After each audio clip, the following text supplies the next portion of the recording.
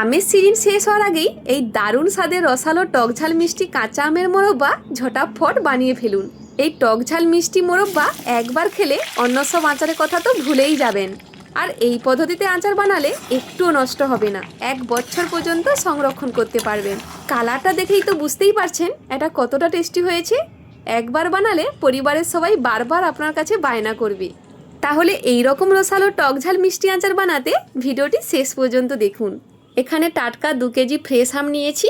আমগুলো ভালো করে ধুয়ে একটি পরিষ্কার সুতির কাপড় দিয়ে প্রতিটা আমের গাগুলো খুব ভালো করে মুছিয়ে নিয়েছি। দেখুন চটপট আমগুলোর খোসা ছাড়িয়ে সুন্দর করে কেটে নিচ্ছি। ও মা, সব আচারের মধ্যেই কিন্তু আমার এই আচারটি সবথেকে বেশি ফেভারিট। নমস্কার বন্ধুরা, আমি মন্টো, আপনারা দেখছেন মন্টো রান্নাঘর। দেখেই বুঝতে পারছেন এগুলোর আটি কতটা শক্ত হয়েছে। আমের আটি যত শক্ত হবে আচার ঠিক ততটাই সুস্বাদু হবে এবং অনেক দিন পর্যন্ত ভালো থাকবে। তাই আমি শক্ত আঁটির আমগুলো ব্যবহার করেছি। দেখুন এইভাবে আমগুলো ডুমো ডুমো করে মাঝারি সাইজের কেটে নিচ্ছি। আচারের জন্য এভাবে কাটলে মশলাটা আমের ভেতরে খুব ভালোভাবে ঢোকে। আমগুলো সব কেটে নেওয়ার পর 1 চা চামচ হলুদ দিয়ে ভালো করে মাখিয়ে নিচ্ছি। এতে আমের রঙটা যেমন সুন্দর থাকবে তেমনি কালো হয়ে যাওয়ার ভয়ও থাকবে না। একটি ভিডিও বানাতে বন্ধুরা কতটা পরিশ্রম লাগে। সবার মতো আমি আর সাবস্ক্রাইবের কথা বলবো না। যদি ভালো লাগে তাহলে সাবস্ক্রাইব করে দেবেন। আর আমি দেখব এই ভিডিওটিতে আমার কতজন বন্ধু সাবস্ক্রাইব করেছে। দেখুন একটি কড়াইতে অল্প পরিমাণ তেল দিয়ে ওই তেলে 1/2 চামচ মতো 5 ফোড়ন দিয়েছি।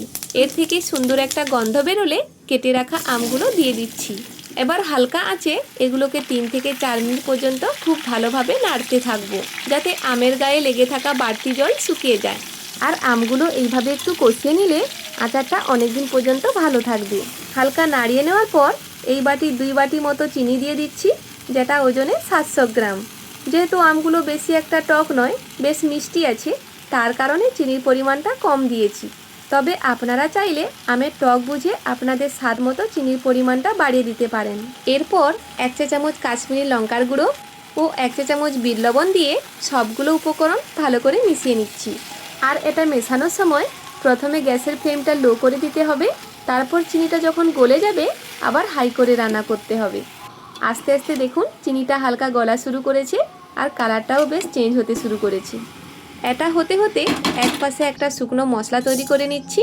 দিয়ে দেব 1 চা চামচ পানমৌরি, 1 চা চামচ গোটা ধনে, 1/2 চা চামচ গোটা জিরে, 3 থেকে 4টি গোটা শুকনো লঙ্কা, 2 থেকে 3টি তেজপাতা দিয়ে হালকা ভেজে নেব।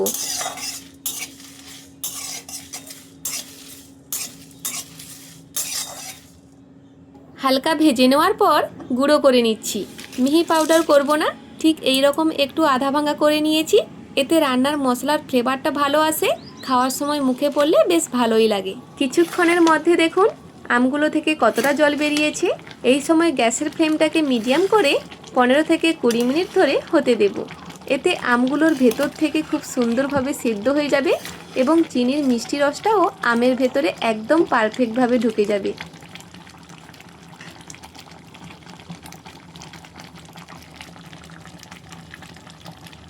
পনেরো থেকে 20 মিনিট পর দেখতেই পাচ্ছেন আচারটা অনেকটাই ঘন হয়ে গেছে। কালারটা শুধু দেখুন, আর আমগুলো কিন্তু একদম পারফেক্টভাবে সেদ্ধ হয়ে গেছে। ঠিক এই সময় আমি আগে থেকে বানিয়ে রাখা সেই ভাজা মশলাটা দিয়ে দেব, আর তার সাথে দিয়ে দিচ্ছি 2 চামচ ভিনিগার, যাতে আচারটা অনেক দিন পর্যন্ত ভালো থাকবে। খুব ভালো করে মিশিয়ে নিলেই তৈরি আমাদের মশলাদার টকঝাল মিষ্টি আমের আচার। তাহলে দেখতেই পেলে কত সহজেই এই আমের আচার বানিয়ে নেওয়া যায়। কি দেখেই জিভে জল চলে আসছে? তাহলে দেরি কেন, খুব ঝটফট বাড়িতে বানিয়ে ফেলুন। আর এই জিভে জল আনা লোভনীয় আচারটা কেমন হয়েছে তা আমাকে কমেন্ট করে জানাতে একদম ভুলবেন না। আপনাদের একটি লাইক ও কমেন্ট আমাকে অনেক উৎসাহ দেয়। আর হ্যাঁ, এর পরের ভিডিওতে আমি আপনাদের জন্য কী রেসিপি নিয়ে আসবো সেটাও কিন্তু অবশ্যই কমেন্টে জানাবেন। সবাই ভালো থাকুন, ধন্যবাদ।